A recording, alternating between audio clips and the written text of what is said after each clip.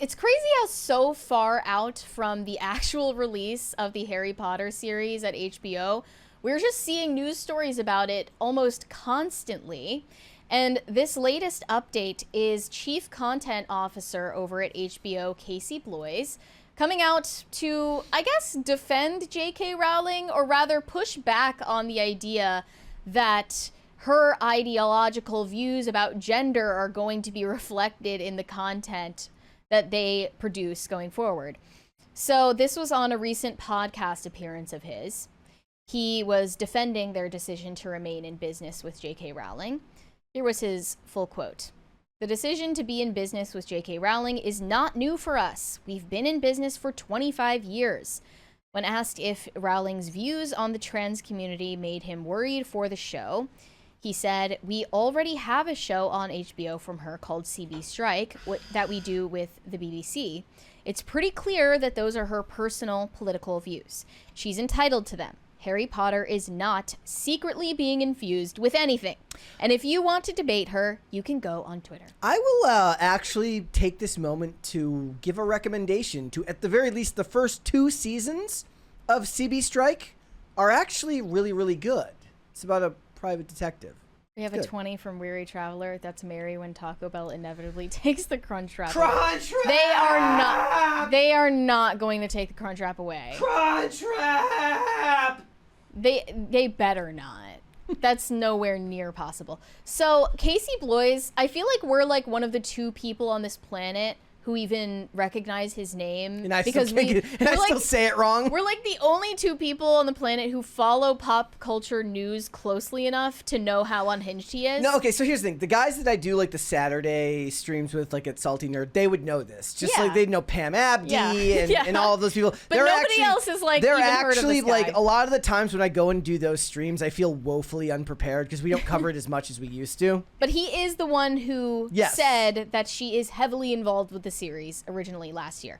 We have another 20 from Bender McSimpson. "Happy Friday to my 2 favorite journalists." No! "Brett, you won't put Meghan Markle flowers in the money guns and also won't watch 24. You won't do either of those things. Also give PCC 5 stars on Spotify and iTunes." Here's the thing. Please do. I actually, this is going to sound really weird. I have a certain level of eternal optimism that there will be one time where I will turn on 24 and it will just hit right that day and I will end up liking the whole thing. It's too in my lane as far as its genre and material for it to my brain can't be that messed up, right? I want to get to the substance of what Casey Bloys said here because it's quite bizarre.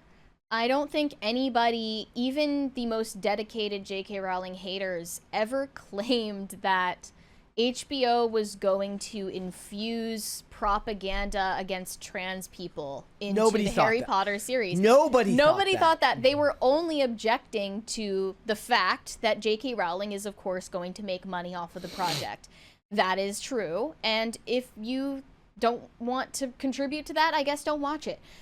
Or boycott HBO Max, unsubscribe. But nobody was saying, like, what is even the thought process there? Like, they're going to be having all of the characters blink in Morse code, like, trans women are not women, or, like, there are going to be subliminal messaging where you can play the show backwards and they're, like, saying, like, you will never be a woman. Be on the lookout, like, what are the colors of the trans flag? It's going to counter-signal the exact opposite end of the color wheel for all of them. What is the...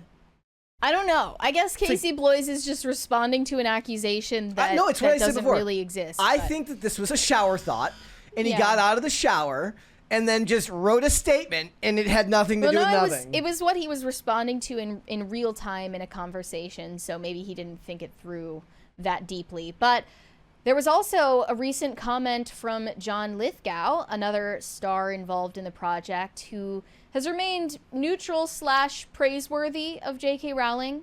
Props to him I wouldn't for that. even say praiseworthy. He just kind of seems mildly interested in her. Well, now here's the situation. John Lithgow is 79 years old. He has just locked himself into this project, which is going to be his last impactful role for an 8-year run. I mean, unless He's he starts also- getting like double orders of adrenochrome, Yes. this is it. He's also upending his entire life to do this. He is moving from California to London, and he is going to die there, in all likelihood.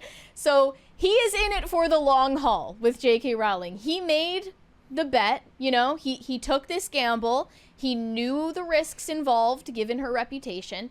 And It's interesting, too, he is 'cause- not going to go back on his decision. And what's interesting is, so he's done several roles in support of trans characters, but Including his role in Conclave as well. including his role in Conclave. But what's most interesting, I think, is that he didn't need the money. John Lithgow has been unbelievably successful for a long time. So this is, in my opinion, what it's like when an artist supports one thing but believes so deeply in the heart of art that you can convey multiple things and they don't all have to agree with one another. And he's taking a more neutral perspective, whereas most of the people that we deal with in this sphere have a very, very activist mind towards the art that they create, meaning that they don't want to explore ideas or characters that they don't agree with necessarily, or if they do, it's in a negative sense. And he's not even being that brave, because it's not like the content is subliminally sending messages the other way, as we just decided. It's more that he's taking an open and honest approach to his job, and the rest of the world is telling him, do not do that because you're counter-signaling, even though that's not what it's doing. I wanted to believe that John Lithgow was staying offline during this period of his career because that would be the best bet. He has that going for him as well. He's not, because he did actually come across the open letter to John Lithgow for demanding that he step away from the project. Written by a friend of his. To boycott JK Rowling. Well, it was not written by a friend of his. But here he shows it to the journalist interviewing him in the Times of London. Shows a text from a friend, a link to an article, the title, An Open Letter to John Lithgow, Please Walk Away from Harry Potter. The article claims that JK Rowling is anti-trans and attacked trans kids directly, saying there are no trans kids, no child is born in the wrong body. Oh, the humanity. Meanwhile, over on John Lithgow's normally cheerful Instagram account, there are endless comments from people telling him the same thing, that to act in something connected to JK Rowling is analogous to donning a Ku Klux Klan hood. Had he expected this? He says, no, absolutely not. Of course, it was a big decision because it's probably the last major role I'll play. It's an 8-year commitment, so I was just thinking about mortality and that this is a very good winding down role. Maybe the idea is he just doesn't want to stop working. Like some actors, they don't want to retire. They want to go all the way up until the day they die. This is passion. I understand that.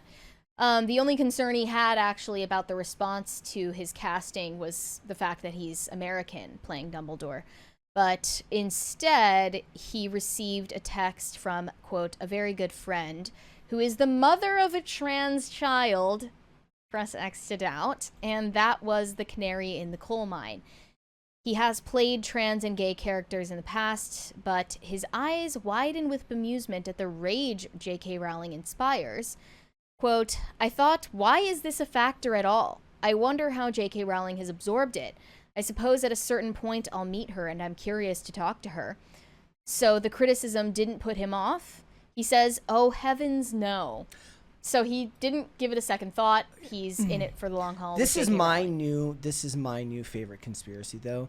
Like we were talking yesterday about Papa Esiadu maybe signing up to sabotage it. He goes in and just gives the worst performance of his life on purpose. Yeah. He tanks the show on purpose because he actually is in line. Or, that would be diabolical. He keeps on showing up late to set. Yeah. And they take... He puts a little flag in the corner of his Dumbledore robe. And they're like, every minute that we're waiting for you, these kids are going through puberty. Yeah. Like, what are you doing? Hurry up. And they're just running up the clock so the kids can't, they age out and they have to recast at season 4. I'm not going to make the puberty blocker joke again. I'm not going to do it. It's poor taste. But another star now involved in the Harry Potter series at HBO is Tom Felton, who played Draco Malfoy in the original movies. And it's not for a role on screen. Instead, it's been revealed by the Daily Mail he is going to be in a behind-the-scenes role in production. And this is possibly a way that JK Rowling has thanked Tom Felton for being one of the very few stars to basically take her side, not on the issue of transgenderism, but just that she is allowed to have her views and not be completely boycotted and blacklisted by her industry. I think that they could hire him to be a freelance smarmy trainer. He could train the new Malfoy on how to be smarmy. He does a great smarmy on camera. I mean, I don't doubt that when he meets the child actor, they're going to probably, you know, go through his advice for playing a character. He's the only expert on it that exists, other than JK Rowling. So. How do you feel about the changes that have been made? How do you feel about the possibility that it hurts the show? I was thinking about this, meaning the race swap? Yeah. Yes, it absolutely would. I'm saying viewership. I think there were plenty of people who were planning to watch it until they saw that news. Okay. So I was having a discussion with someone on X today about this, and I was thinking about the changes that were made to Rings of Power. And while I agree that there's probably a whole lot of people that were turned off by the idea of those types of casting changes, I was thinking about it, and I was thinking about how when I think about Rings of Power, for instance, I think of Tolkien fans, and I have no evidence of this, but somehow to me that leans male and elder millennial and older, whereas when I think of Harry Potter fans, diehard Harry Potter fans, as big as that fan base is, I think of it as firmly millennial, and obviously there's friends of all ages, but that core fan base being millennial and skewing female. Just by a little bit. Just by a little bit, but I do believe that there is a certain percentage of that fan base that will watch either way, even and especially given the fact that despite her views, J.K. Rowling's views on trans issues, you know, it's not like she didn't already race swap Hermione. It's not like she already didn't retroactively, you know, adjust the sexual orientation of Dumbledore. She did all of these things that that demographic would already inherently agree with. So I don't see that hurting this show, at least not as badly as I believe it probably hurt Rings of Power. I'm wondering, like, is John Lithgow being instructed to play a gay, flamboyant version of Dumbledore? That's what he's supposed to do. He's supposed to be flamboyant. Well, they definitely toned that down in the movies, and if you switch it back to being flamboyant, as you would feel it's more accurate to the books, it is going to be off-putting to the audience. It is really... no, because what people want... They keep touting book accurate. Like, yeah, well, the movies weren't book accurate. It's they were beloved. The example that they always give is the one where Dumbledore runs up to Harry and starts shaking him like he's going to give him like shaken baby syndrome about, did you enter the Goblet of Fire? When in the books, what he did was very calmly ask Harry if he put his name in the Goblet of Fire, but in the movies, like nearly kills him, like gives him like a concussion. I don't know. I mean, I do think that either way, they're setting themselves up for some level of failure by doing that, but I don't think it's going to be as hurtful to them as it was for, say, something like a Tolkien property. They should have just cast Adam Driver. They could have done it, but they didn't. Right there. It was right there, yours for the taking. I don't know if he would have taken the role, but I doubt they even offered it.